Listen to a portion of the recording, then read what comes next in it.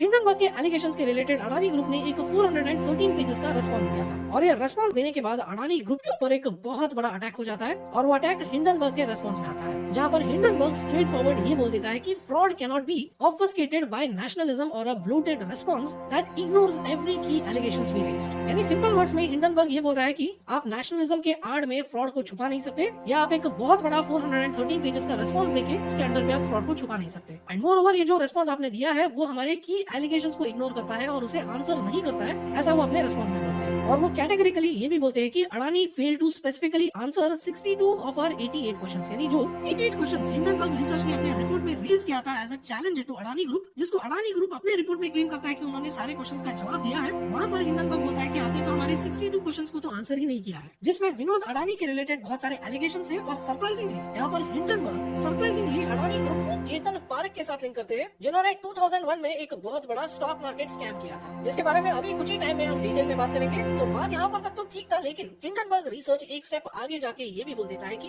Adani group systematically देश को लूट रहा है। और इन सारे एलिगेशंस के अलावा हिंडनबर्ग रिसर्च और भी कुछ शॉकिंग एलिगेशंस पे पॉइंट आउट करता है और ये बोलता है कि अडानी ग्रुप ने अपने रिस्पॉन्स में इन क्वेश्चंस का जवाब नहीं दिया। End of course Adani group ने हिंडनबर्ग रिसर्च के रिपोर्ट के ऊपर क्या रिप्लाई दिया था उसको ऑलरेडी उन्होंने एनएससी और बीएससी वेबसाइट पे भी सबमिट कर दिया है। और उस रिपोर्ट की अडानी ग्रुप ने जो 413 पेजेस का रिस्पॉन्स दिया था उसके ऊपर अभी हिंडनबर्ग रिसर्च ने रिस्पॉन्ड किया है। तो अभी हम उसी रिस्पॉन्स के बारे में डिटेल डिस्कस करेंगे। तो हिंडनबर्ग रिसर्च का जो रिस्पॉन्स है ये आपको उनके वेबसाइट पे मिल जाएगा। तो इस रिस्पॉन्स में सबसे पहले तो हिंडनबर्ग ये एलिगेशन से डिनाई करता है कि उन्होंने किसी भी तरीके का सिक्योरिटी या फॉरेन एक्सचेंज लॉ ब्रेक किया है, क्योंकि अडानी ग्रुप ने अपने रिस्पॉन्स में हिंडनबर्ग रिसर्च को मैडॉक्स ऑफ मैनहट्टन बनाया और ये बोला था कि वो कैलकुलेटेड सिक्योरिटीज फ्रॉड कर रहे हैं। अब यहाँ पर कुछ लोग ये सोच रहे होंगे कि ये मैडॉक्स ऑफ मैनहट्टन का रेफरेंस क्या है। तो यहाँ पर मैं आपको बता दूं, एक व्यक्ति था जिसका नाम था बर्नी मैडॉफ, जिसने हिस्ट्री में ही सबसे लार्जेस्ट पॉन्जी स्कीम को एग्जीक्यूट किया था। और इसी के रेफरेंस में अडानी ग्रुप ये बोलते हैं कि हिंडनबर्ग रिसर्च भी बर्नी मैडॉफ की तरह कैलकुलेटेड सिक्योरिटीज फ्रॉड कर रहा है, ऐसा उन्होंने एलिगेशन डाला था। लेकिन हिंडनबर्ग रिसर्च ने इन एलिगेशंस को डिनाई किया है और ये भी बोला है कि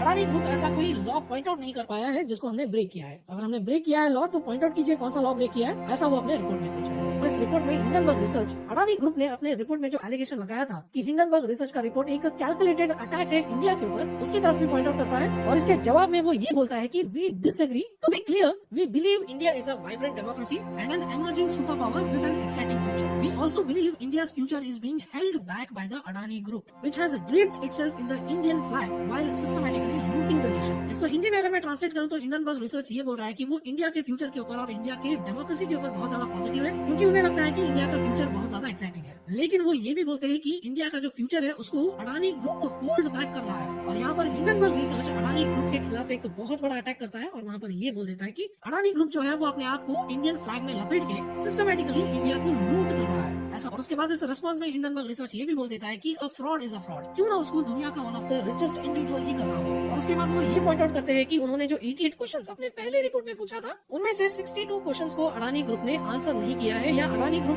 fail to specifically answer 62 of our 88 questions, ऐसा हिंडनबर्ग रिसर्च बोलता है। जैसे कि उन्होंने विनोद अडानी के रिलेटेड और कुछ ऑफशोर शेल एंटिटीज या शेल कंपनीज के रिलेटेड क्वेश्चंस रेज किए थे, जिसके जरिए उन्होंने ये एलिगेशन लगाया था कि अडानी ग्रुप जो है वो कुछ सस्पिशियस डीलिंग्स में इन्वॉल्व है, जिसमें billions of US dollars involve है। और ये जो सस्पिशियस डीलिंग्स है वो कुछ सीरियस क्वेश्चंस रेज कर रहे थे स्टॉक मैनिपुलेशन और अकाउंटिंग मैनिपुलेशन के रिलेटेड। और इस सवाल पे अडानी ग्रुप का रिस्पांस ये था कि Vinod Adani is not a related party to the group and there are no disclosures conflicting related to the web of opaque transactions. यानी अडानी ग्रुप ये बोलता है कि विनोद अडानी जो है वो अडानी ग्रुप से रिलेटेड पार्टी नहीं है। लेकिन इस बात को हिंडनबर्ग रिसर्च नहीं मानता है, क्योंकि हिंडनबर्ग रिसर्च ये बोलता है कि उनके पास प्रूफ है, जिसको उन्होंने अपने रिपोर्ट में भी रिलीज किया था कि विनोद अडानी जो है वो ऐसे बहुत सारे ऑफशोर शेल एंटिटीज को डायरेक्ट कर रहे थे या उसके साथ एसोसिएटेड थे, जिसमें अराउंड ऐसे 38 एंटिटीज थे जो मॉरिशस, यूएई, सिप्रस, सिंगापुर और बहुत सारे कैरिबियन आइलैंड से ऑपरेट करते थे। और हिंडनबर्ग ने अपने रिसर्च में ये भी बोला था कि उन्होंने इसके रिलेटेड एक्सटेंसिव एविडेंस भी प्रोवाइड किया है, जो ये बताता है कि ये जो एंटिटीज है इसको स्टॉक पार्किंग या स्टॉक मैनिपुलेशन और इंजीनियरिंग अडानीज अकाउंट के लिए या अकाउंट मैनिपुलेशन के लिए इस्तेमाल किया जा रहा था। और इसलिए हिंडनबर्ग रिसर्च ये पूछ रहा है कि इतना सारा प्रूफ प्रोवाइड करने के बाद आप सिंपली ये नहीं बोल सकते कि विनोद अडानी जो कि गौतम अडानी जी का भाई है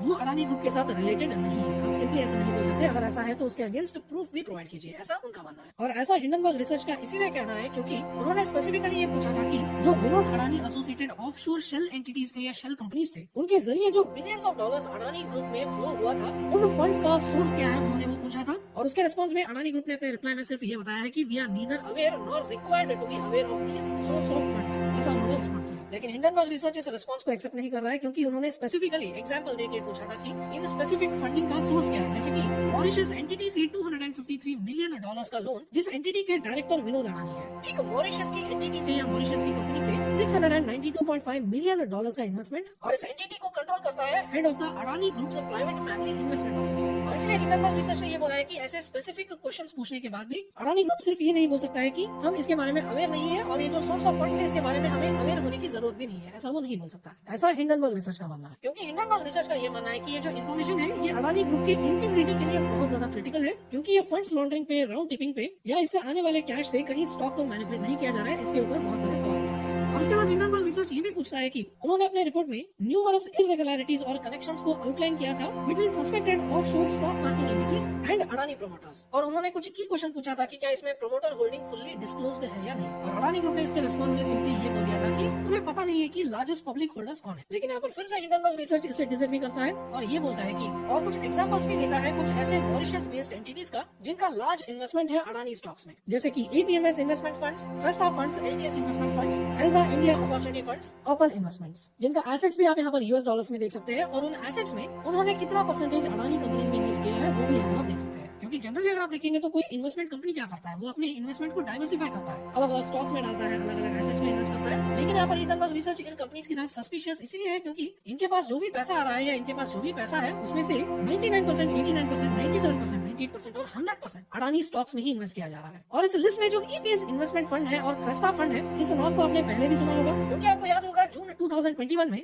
एनएसडीएल ने 3 एफपीआई अकाउंट्स को फ्रीज किया था जिनका होल्डिंग अडानी ग्रुप में अराउंड 43,500 करोड़ के आसपास था। और इन 3 एफपीआई अकाउंट्स के नाम थे एल्बिला इन्वेस्टमेंट फंड्स, ट्रस्टा इन्वेस्टमेंट फंड्स और एपीएमएस इन्वेस्टमेंट फंड्स। और अभी हिंडनबर्ग अपने रिसर्च रिपोर्ट में जिन कंपनीज का एग्जांपल दे रहा है वहाँ पर एपीएमएस इन्वेस्टमेंट फंड और ट्रस्टा इन्वेस्टमेंट फंड का नाम है। लेकिन एनएसडीएल अकाउंट फ्रीज के न्यूज आने के बाद कुछ ही दिनों में एनएसडीएल का क्लैरिफिकेशन भी आता है, जहाँ पर वो ये बोलते हैं कि उन्होंने इन अकाउंट्स को फ्रीज नहीं किया है। और पहले अकाउंट्स फ्रीज हुआ है ऐसा न्यूज क्यों आता है और बाद में अकाउंट्स फ्रीज नहीं हुए हैं ऐसा एनएसडीएल क्लैरिफिकेशन क्यों देता है, उसका detail report already public media पे अवेलेबल है। अगर आप गूगल सर्च करेंगे तो आपको सारे डिटेल्स मिल जाएगा, वहां से आप। और इसके बाद हिंडनबर्ग रिसर्च अपने रेस्पॉन्ड में ये भी बोलता है कि जिन क्वेश्चंस का अडानी ग्रुप ने जवाब दिया है या आंसर किया है वो लार्जली हिंडनबर्ग रिसर्च के फाइंडिंग्स को ही कंफर्म करता है, और जिन की इश्यूज को उन्होंने रेज किया था उसको कंप्लीटली साइड स्टेप कर देता है, जिसके वो कुछ एग्जांपल्स भी देता है जहाँ पर वो ये बोलता है कि या बोल लीजिए ये दिखाने की कोशिश करता है कि कैसे अडानी ग्रुप उनके क्वेश्चंस को आंसर करने में फेल हुआ है। यहाँ पर एग्जांपल नंबर 1 में हिंडनबर्ग रिसर्च ये बोलता है कि उन्होंने अपने रिपोर्ट में 2007 की जो सेबी रूलिंग हुआ था उसका डॉक्यूमेंटेशन इंक्लूड किया था, जिस सेबी रूलिंग में ये डिक्लेयर किया गया था कि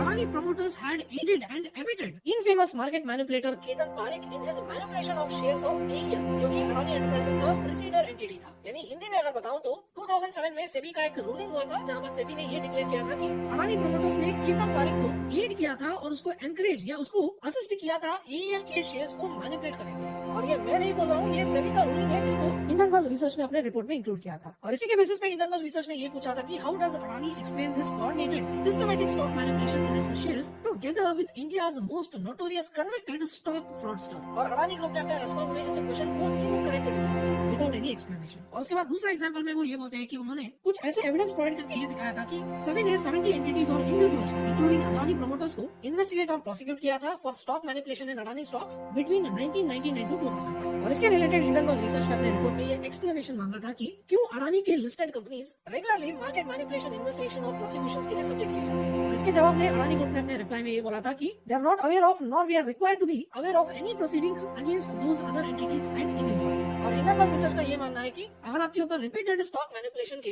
एसोसिएटेड प्रोसिक्यूशंस और एलिगेशंस हो रहे हैं वो भी रिपीटेडली, तो आप इसके बारे में अवेयर कैसे नहीं हो सकते, ऐसा हिंडनबर्ग रिसर्च का पूछना है। और तीसरा एग्जांपल हिंडनबर्ग ये बताता है कि अडानीज ने जो रेगुलेटर्स को स्टेटमेंट किया था उसके रिलेटेड उन्होंने क्वेश्चन पूछा था जहां पर अडानीज ने ये बोला था कि या क्लेम किया था कि Vinod Adani was not at all having any involvement in any Adani group of companies, ऐसा अडानी ग्रुप ने रेगुलेटर्स को कहा। लेकिन हिंडनबर्ग रिसर्च उसके अगेंस्ट ये बोलता है कि रियलिटी में विनोद अडानी जो है, जो कि गौतम अडानी जी के भाई है, उन्होंने अडानी ग्लोबल पीटीई से अगस्त 2010 में स्टेप डाउन किया था। अडानी शिपिंग और अडानी पावर पीटीई से उन्होंने अप्रैल 2011 में स्टेप डाउन किया था according to a Singaporean corporate filing. और ये सब उस टाइम पीरियड में हो रहा था जिस टाइम ओवर इनवॉइसिंग एलिगेशंस के ऊपर इन्वेस्टिगेशन किए जा रहे थे। और उसके बाद फोर्थ एग्जांपल में वो ये बोलते हैं कि अडानी के जो लिस्टेड कंपनीज है उन्होंने in the period of 12 years 63 billion rupees पे किया है एक प्राइवेट कॉन्ट्रैक्टर को जिसका नाम है पीएमसी प्रोजेक्ट्स। और वो बोलते हैं कि ये जो एंटिटी है इसको कंट्रोल करता है एक ऐसे व्यक्ति का बेटा जो विनोद अडानी के एक क्लोज एसोसिएट है। और ताइवानीज मीडिया रिपोर्ट से वो ये कंफर्म करते हैं कि वही व्यक्ति अडानी ग्रुप का ताइवान रिप्रेजेंटेटिव है। और इसीलिए यहाँ पर हिंडनबर्ग रिसर्च ये पूछता है कि पीएमसी प्रोजेक्ट्स का जो कंट्रोलर है वो क्लियरली अडानी का रिप्रेजेंटेटिव है, लेकिन ऐसा कोई related party disclosure Adani group ने इसके बारे में नहीं किया है, जहाँ पर उन्होंने पीएमसी प्रोजेक्ट्स को मैसिव पेमेंट्स दिया है, जिससे वो बेसिकली लिस्टेड कंपनीज में जो कैश होता है उसको साइफन करने का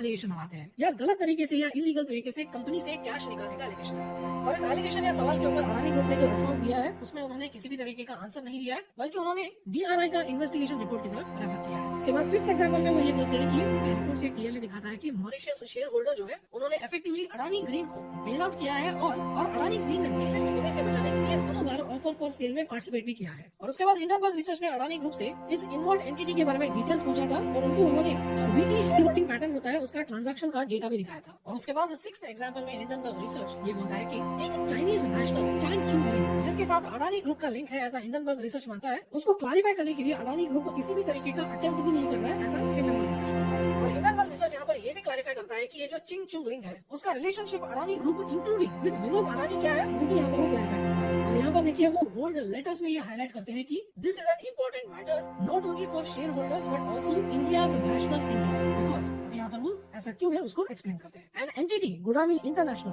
run by Chang Chung Ling aka Lingo Chang was said to have been part of massive corruption scams in the Agusta Westland scandal, जो कि इंडिया का one of the largest and ongoing primary scandal, जिसको आपने Indian news media और paper में VVIP chopper scam के नाम से सुना होगा। तो ये जो वीवीआईपी चॉपर स्कैम हुआ था उसमें चैंग चुंग लिंग या एके लिंगो चैंग का इन्वॉल्वमेंट था, ऐसा हिंडनबर्ग रिसर्च बोलता है। अभी कुछ टाइम पहले जो हिंडनबर्ग रिसर्च ने पीएमसी प्रोजेक्ट्स के बारे में बताया था, जिसको over the period of 1 year time period Adani group ने अराउंड 63 बिलियन रुपीस पे किया था, जिसको उन्होंने एग्जांपल 4 में बताया था, जो कि अडानी ग्रुप के लिए मेजर कॉन्ट्रैक्टर है इस पीएमसी प्रोजेक्ट्स के बेनिफिशियल ओनर चैंग चुंग लिंग का बेटा है। और इसी रीजन की वजह से हिंडनबर्ग रिसर्च जो है वो अडानी ग्रुप से क्लैरिफिकेशन चाहता है कि उनका रिलेशनशिप ये जो चाइनीज नेशनल है चैंग चुंग लिंग उनके साथ क्या है उसके ऊपर वो एक्सप्लेनेशन चाहते हैं। और कंक्लूजन में हिंडनबर्ग रिसर्च ये बोलता है कि Adani's response largely confirmed our findings and ignored our key questions, ऐसा वो बोलते हैं। और यहाँ पर वो डिस्क्लोजर भी देते हैं कि we are short Adani group US traded bonds and non Indian traded derivative instruments, यानी अडानी ग्रुप के ऊपर उन्होंने अभी शॉर्ट पोजीशन लिया है, ऐसा भी वो डिस्क्लोजर देते हैं।